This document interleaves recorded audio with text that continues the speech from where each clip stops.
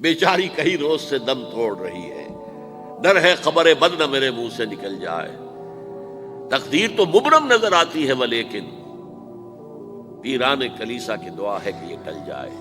تو پہلی بات میری ختم ہوئی، عالمی نظام خلافت دنیا کی تقدیر مبرم ہے، ہو کر رہے گی، اس میں کسی صاحب ایمان کو کوئی شک، کوئی شبہ، کوئی ریب نہیں ہونا چاہیے۔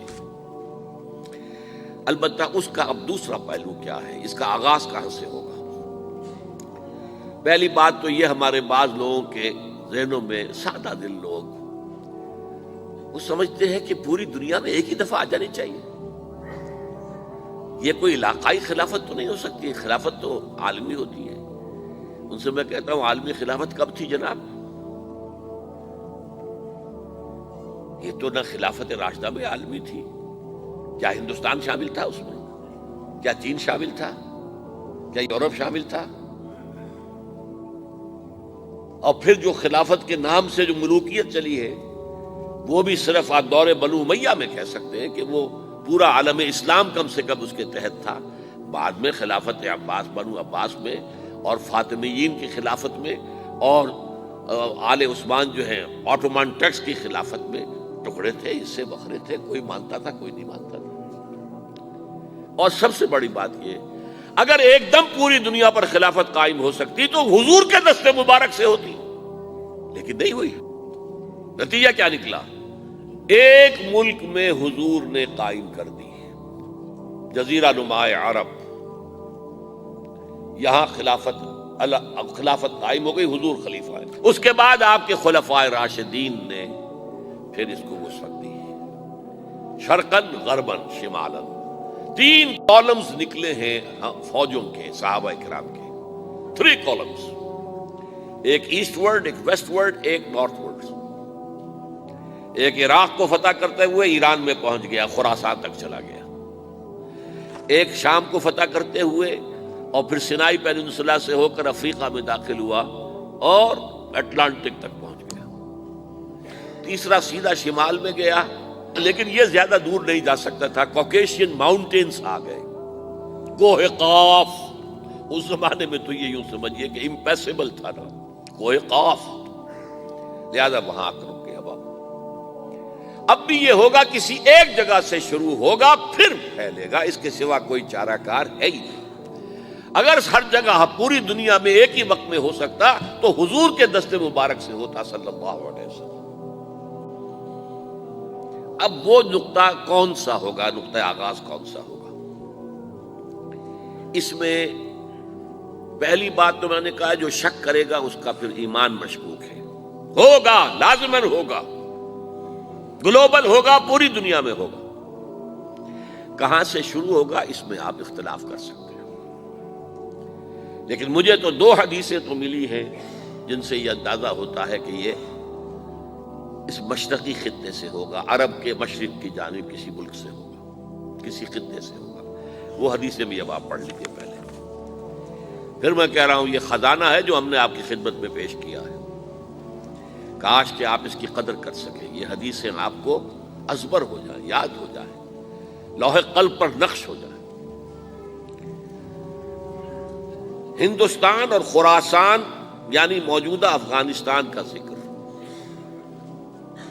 ابن ماجہ کی روایت ہے، عن عبداللہ ابن الحارث رضی اللہ تعالی عنہ قال رسول اللہ صلی اللہ علیہ وسلم یخرج ناس من المشرق یؤتئون للمہدی یعنی سلطانہ، یعنی سلطانہ، دونوں طرح سے پڑھ سکتے ہیں۔ حضرت عبداللہ ابن حارث فرماتے ہیں رضی اللہ تعالی عنہ کہ حضور نے ارشاد فرمایا، مشرق کی طرف سے وہ فوجیں نکلیں گی، لوگ آئیں گے جو عرب میں مہدی کی حکومت قائم کریں گے۔ یہ مہدی کون ہوں گے اس کا ذکر میں ذرا بعد میں کروں گا، لیکن نوٹ کر لیجئے کہ مہدی سے پہلے لازماً کسی مشرقی علاقے کے اندر وہ نظام قائم ہو چکے گا، تب وہاں سے فوجیں آئیں گی نا۔ یہ مشرق کون سا ہے؟ عرب کے مشرق میں آپ چلیے، ایران بھی آ جائے گا، افغانستان بھی ہے، پاکستان بھی ہے، اور اگر اسے اور توسیع دیں تو ہندوستان بھی ہے۔ یہ ہے عرب کا مشرق، اس سے فوجیں جائیں گی۔ اس کا کیا مطلب ہے کہ اس میں سے کسی جگہ پر نظام خلافت پہلے قائم ہو جائے گا، تاکہ وہاں سے فوجیں جائیں گی جو جزیرہ نماء عرب میں حضرت مہدی کی حکومت کو قائم کریں گی۔ اب دوسری حدیث سنیے، یہ سنن ابن ماجہ کی حدیث تھی جو میں نے آپ کو سنائی، آپ نے پڑھی۔ دوسری، عن ابی ہریرہ رضی اللہ تعالی عنہ، یہ ترمذی شریف کی روایت ہے، قال قال رسول اللہ صلی اللہ علیہ وسلم یخرج من خراسان رایات سود لا يردها شیء حتی تنصب بإیلیا۔ خراسان کے علاقے سے سیاہ جھنڈے لے کر فوجیں آئیں گی، ان کا رخ کوئی موڑ نہیں سکے گا، ان کو پیچھے پھیر نہیں سکیں گے کوئی بھی، یہاں تک کہ وہ یروشلم میں جا کر جھنڈے نصب کر دیں گے۔ ایلیا حضور کے زمانے میں یروشلم کو کہتے تھے۔ یہ یروشلم تھا جب حضرت سلیمان کی حکومت تھی اور یہاں پر معبد سلیمانی، ہیکل سلیمانی قائم ہوا، پھر یہ یروشلم ہی رہا ہے تاریخ میں، یہاں تک کہ سن 70 عیسوی میں جب ٹائٹس رومی جنرل نے اس کو گرایا، ختم کیا، سیکنڈ ٹیمپل گرا دیا، اور یہاں سے یہودیوں کو کہا نکل جاؤ یہاں سے، کوئی یہودی باقی نہیں رہا، بالکل تہو بالا برباد کر دیا۔ اس کے کوئی 150 سال بعد ہیڈریان، رومن ایمپرر ہیڈریان، اس نے پھر دوبارہ آباد کیا اس شہر کو۔ 150 سال تک یہ بالکل بنجر اور بالکل غیر آباد پڑا تھا۔ اب ہیڈریان نے جب آباد کیا تو اس کا نام ایلیا رکھا، اب یروشلم نام نہیں تھا۔ تو حضور کے زمانے میں پھر اس کا نام ایلیا تھا، اور اب اس سے کیا معلوم ہو رہا ہے کہ یہ یروشلم مسلمانوں کے قبضے سے اس وقت نکلا ہوا ہوگا۔ ایک دفعہ پہلے نکلا تھا، سن 1099 عیسوی میں مسلمانوں کے ہاتھ سے نکلا، کروسیڈرز عیسائیوں نے آ کر اس کو قبضے میں کیا، لاکھوں مسلمانوں کو مارا، قتل کیا۔ اس کو 1187 عیسوی میں واپس لیا ہے۔ کس نے لیا ہے؟ صلاح الدین ایوبی، کرد۔ عرب کھوکھلے ہو چکے تھے، عربوں نے کھویا، واپس نہیں لے سکے، بہت حکومت کر چکے تھے، 400-500 برس کی حکومت کر کے، اور ان کے عیش اور ان کے آرام، اب ان میں جان نہیں تھی کہ وہ واپس لے سکے۔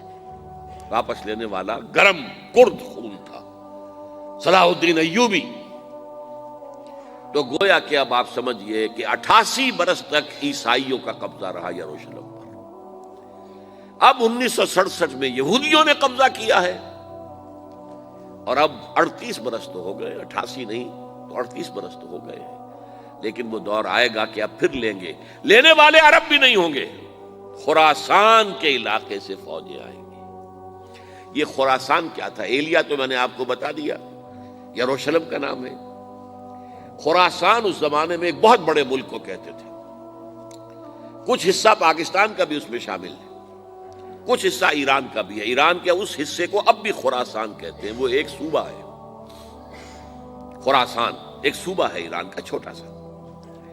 پاکستان میں خاص طور پر یہ جو علاقہ مالاکنڈ ایجنسی کہلاتی ہے، اس سے اوپر جتنا علاقہ ہے، اور یہ جو واخان کی ایک پٹی آتی ہے اوپر، واخان افغانستان کی ایک پٹی سی دم سی چلی آتی ہے جو جا کر چائنا کی سرحد سے مل جاتی ہے، یہاں سے لے کے یہاں تک یہ جو مالاکنڈ کا وہ درہ ہے اور پہاڑ ہے، یہ بھی خراسان کا حصہ ہے۔ باقی تقریباً 2/3 آف افغانستان، ساؤدرن حصہ نہیں ہے خراسان کا حصہ، یہ سیستان کہلاتا تھا، یہ خراسان نہیں ہے۔ لیکن یہ کہ اوپر کا 2/3 آف افغانستان، اور اس کے ساتھ یہ جو عرب، جو اب یہ ترک ممالک آزاد ہوئے ہیں سوویت یونین کی ڈسولوشن کے ساتھ، یہ سارا علاقہ کہلاتا ہے خراسان بزرگ، دی گریٹ خراسان۔